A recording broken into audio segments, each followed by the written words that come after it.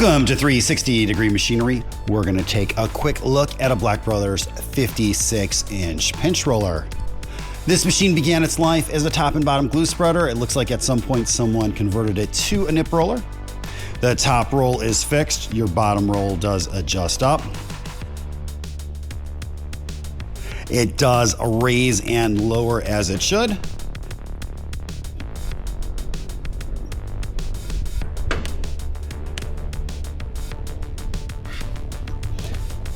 The rolls look to be in good condition, good enough condition. I mean, they are not perfect, but very, very usable. It's powered by a 3/4 horsepower Reeves drive.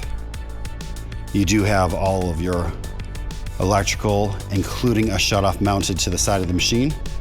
Everything is slaved into the top bars up here. So if you pull this down, that is going to be forward. Center is neutral, and of course forward is going to be momentary reverse.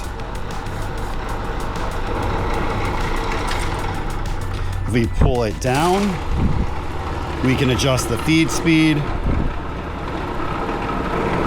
That's full. And of course, you can reduce it to pretty much a crawl.